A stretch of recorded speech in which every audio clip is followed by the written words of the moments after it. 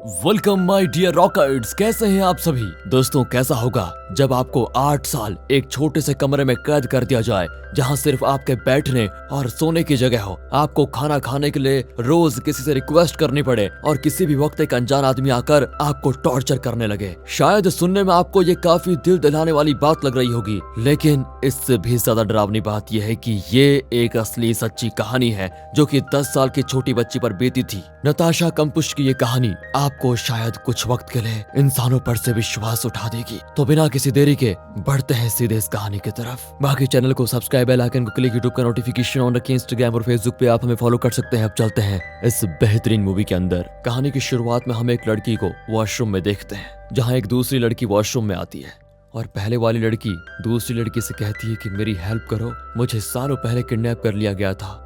जिसके बाद scene shift होता है और हमें 8 साल पहले की कहानी दिखाई जाती है। यहाँ हम नताशा नाम की एक छोटी प्यारी सी 10 साल की बच्ची को देखते हैं जो अपने डैड के साथ एंजॉय कर रही होती है। तभी नताशा को याद आता है कि उसकी मॉम ने कहा था कि बेटा तुम्हें 8 बजे से पहले घर आ जाना है। जिसके बाद उसके डैड उसे घर छोड़ देते हैं। असल में नताशा की मॉम और डैड का डाइवोर्स हो चुका है और दोनों अब अलग अलग ही रहते हैं। वैसे तो नताशा अपनी मॉम के साथ ही रहती है, लेकिन कभी कभी वो अपने डैड से मिलने चली जाती है। अब इस पर उसकी मॉम इसीलिए गुस्सा होती है क्योंकि उसके डैड ज्यादातर बार्स में जाते हैं और नताशा की मॉम को ये सारी चीजें पसंद नहीं होती। इसी वजह से नताशा की मॉम उसे अगली सुबह बहुत डांटती भी है, जिस पर नताशा उन्हें उल्टा जवाब देती है। उसकी मॉम को फिर गुस्सा आता है और वो बेटी को चाटा मार देती है। बेचारी नताशा गुस्से में रोते हुए स्कूल जाती है। अब इस दौरान जब वो एक जगह से गुजर रही होती है, तभी उसको एक अनजान आदमी बीच रास्ते से किडनैप कर लेता है और ये सब कुछ होते हुए वहाँ खड़ी एक दूसरी लड़की देख लेती है। कुछ देर के बाद हम उसी आदमी को नताशा को अपने घर ले जाते हुए देखते हैं, जहां उसने बेसमेंट में एक अलग कमरा बनाया होता है जो कि पूरी तरह से घर से जुड़ा तो है,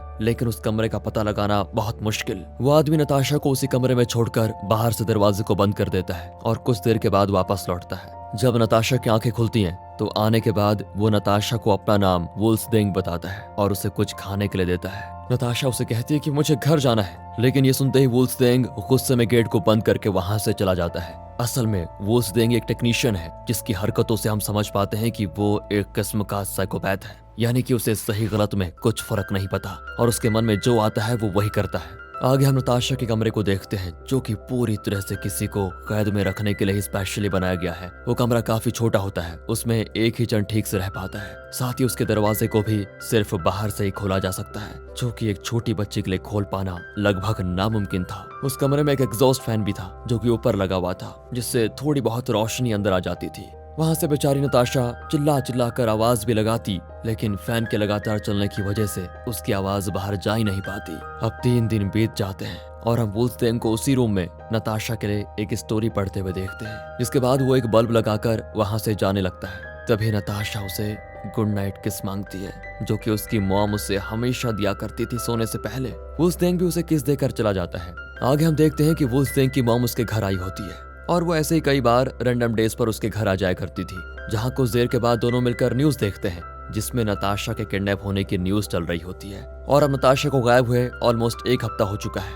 यहाँ वुल्सदेंग की मॉम को इस बात की जरा भी भनक नहीं लगती कि जिस बच्चे के लापता होने की खबर वो न्यूज में देख रही है, वो छोटी बच्ची इसी वक्त इस घर में कैद है। अब अगली बार वुल्सदेंग जब नताशा से मिलने जाता है, नताशा उसको एक लेटर देती है और उसे कहती है कि ये मेरे पेरेंट्स को दे देना, जिस पर वुल्सदेंग उस लेटर को लेकर बहुत गुस्सा होता है और कहता है कि तुम्हारे परिवार को तुम्हारी चिंता नहीं है क्योंकि उन्होंने मेरे मांगे हुए पैसे अभी तक दिए नहीं। वुल्सदेंग यहाँ झूठ बोल रहा था कि उसने उसके परिवार से पैसे मांगे हैं, पर ऐसा उसने कुछ किया नहीं था असल में।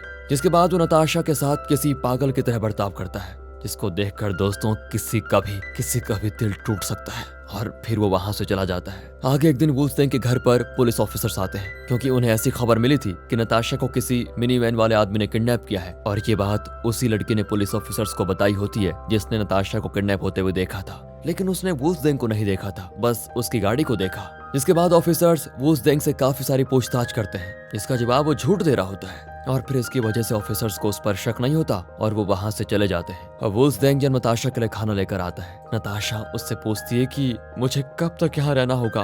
वुल्सदेंग जवाब देता है कि जब तक तुम्हारा परिवार मुझे पैसे ना दे दे तब तक। और वो नताशा से ये भी झूठ कहता है कि तुम्हारे परिवार को मैंने तुम्हारा लिखा हुआ लेटर दे दिया है, जबकि असलियत में तो उसने वो उसी रात फाड़ दिया था।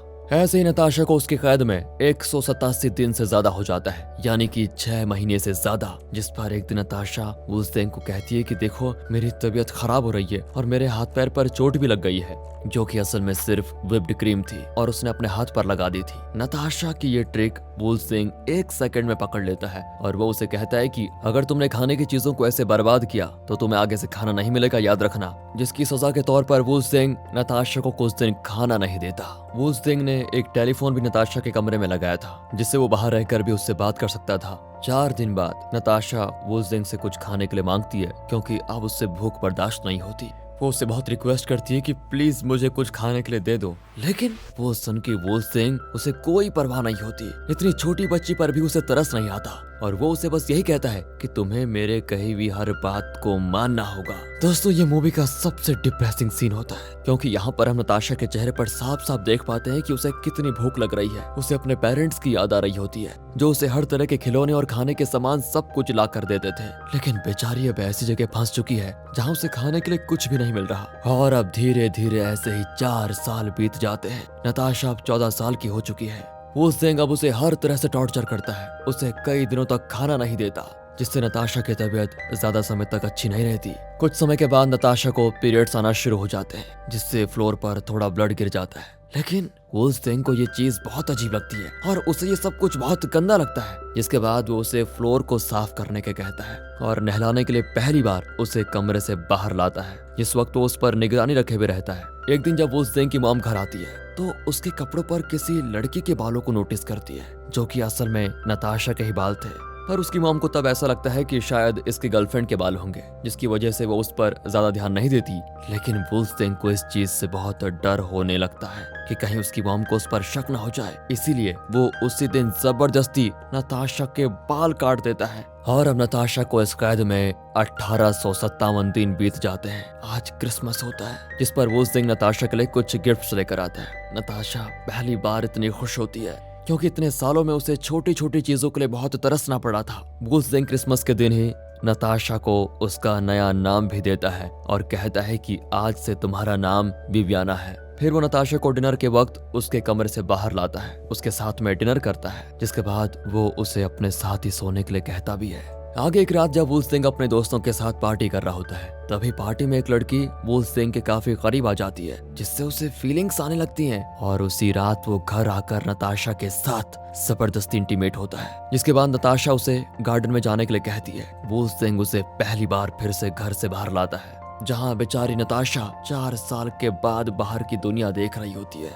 उसे सभी चीजें बहुत अच्छी और नई लगती हैं। वो उसे बहुत देर तक देखना चाहती थी, लेकिन जल्द ही वुल्फगैंग उसे वापस घर के अंदर लेकर आ जाता है, ताकि नताशा वहां से भाग ना जाए। वुल्फगैंग अब तक नताशा से अपने सारे काम करवाने लग गया होता है, जैसे किसी नौकर की तरह वो उससे सभी काम करवाता है और अपने स्लेव की तरह उसे मारता पीटता सब कुछ करता। साथ ही वो उसे खाने के लिए ज्यादा कुछ नहीं देता, वो इसीलिए ताकि उसके शरीर में ज्यादा ताकत ना है और वो बस वहां से भाग ना पाए, जो कि साफ बता रहा था कि वुल्फगैंग का पागलपन धीरे धीरे बढ़ रहा है। एक दिन वुल्फगैंग जब नताशा के बालों को फिर से काट रहा होता है, तभी नताशा उसको बीच में ही रोक देती है और उसे काटने से मना करती है। इस बार वुल्फगैंग उसके बालों को नहीं काटता और इस बात से नताशा को काफी हिम्मत आती है कि वो खुद के लिए स्टैंड ले सकती है। आगे वुल्फगैंग नताशा के साथ थोड़ा अच्छे से बिहेव करना शुरू कर देता है। फिर वो फाइनली उसे बाहर घुमाने के लिए लेकर जाता है, उसके लिए नए कपड़े लाता है, उसे ठीक से खाने के लिए देता है। ऐसे ही एक दिन जब वुल्फगैंग नताशा को कुछ सामान लेने के लिए स्टोर लेकर गया होता है, वहाँ कुछ देर के लिए नताशा अकेली हो जाती है। उस वक्त वो चाहती तो वो किसी अननोन पर्सन को अपनी हालत के बारे में बताकर उनसे मदद मांग सकती थी, लेकिन उसके अंदर वुल्फगैंग ने ऐसा डर बैठा दिया था जिसकी वजह से वो बेचारी कुछ नहीं कर पाती। घर आने के बाद वुल्फगैंग उसे एक बेडरूम दिखाता है जो उसने उसके और अपने लिए बनाया, जहाँ वो रात को नताशा के साथ ही सोता था। उसे वो पूरी तरह से अपनी वाइफ मान चुका था। नताशा उस वक्त वुल्फगैंग से पूछती है, आखिर तुमने मुझे किडनैप क्यों किया? जिस पर वो नताशा से कहता है कि मैंने तुम्हें तुम्हारी मॉम के साथ एक शॉप पर देखा और तुम्हारी स्माइल मुझे बहुत प्यारी लगी। इसके बाद मैंने तुम्हें किडनैप करने का प्लान बनाया और उसी के लिए मैंने लगातार 9 महीने अपने घर के बेसमेंट में उस कमरे को बनाया, जिसके लिए मैं हमेशा अलग अलग हार्डवेयर शॉप से सामान लाता था ताकि किसी को मुझ पर शक ना हो। और अब तुम मेरी हो। आगे वो नताशा के साथ किससे भी वक्त इंटीमेट होने लग जाता है, जिससे नताशा धीरे धीरे डिप्रेस्ड होने लग जाती है। एक दिन तो नताशा इतनी डिप्रेस्ड हो जाती है कि वो सुसाइड करने का फैसला करती है। नताशा अपने कमरे में टॉयलेट पेपर जलाने लगती है ताकि उसके धुएं से उसका दम घुट जाए और वो वहीं मर जाए, लेकिन ऐसा नताशा कर नहीं पाती क्योंकि इसमें उसे बहुत तकलीफ होती है। मरना भी दोस्तों इतना आसान नहीं है और एंड में उसे आग को बुझाना ही पड़ता है। अब नताशा जल्दी से उस धुएं की स्मेल को हटाने लगती है ताकि वुल्फगैंग को पता न चल जाए कि उसने सुसाइड करने की कोशिश की, लेकिन होता इसका उल्टा है। वुल्फगैंग को ये बात पता चल जाती है कि नताशा ने अपनी जान लेने की कोशिश की थी, जिस पर उसके गुस्से का पारा 7वें आसमान पर चला जाता है और वो नताशा को तब बहुत बुरी तरह मारता है। नताशा से कहता है कि तुम्हें ये जिंदगी सिर्फ मैंने दी है, मेरी वजह से तुम जिंदा हो, इसलिए तुम्हें मरने मारने का हक भी मेरे पास है। मेरे से पूछे बगैर तुम खुद की जान नहीं ले सकती। अब वुल्फगैंग नताशा को एक बार स्नोबोर्डिंग के लिए लेकर जाता है, जहां नताशा वॉशरूम में जाती है। उसके साइड में एक दूसरी लड़की आ जाती है और दोस्तों यही वो सीन था जिसे हमें मूवी की शुरुआत में दिखाया गया था। यहाँ नताशा उस लड़की से मदद मांगती है और कहती है मेरा नाम नताशा है और मुझे सालों पहले किडनैप कर लिया गया था, जिस पर उस लड़की को लगता है कि शायद नताशा उसके साथ मजाक कर रही है और वो बिना कुछ बोले चली जाती है। लेकिन उस वुल्फगैंग को पता चल जाता है कि नताशा ने उस लड़की से सच बताने की कोशिश की, जिसके बाद वो तभी उसे घर लेकर जाता है। घर जाते ही उसे कार में ही मारना शुरू कर जाता है। बेचारी नताशा के नाक से खून बाहर आ जाता है और फाइनली नताशा के उस कैद में रहते रहते 2900 दिन बीत चुके थे, यानी कि वो 18 साल की हो चुकी है।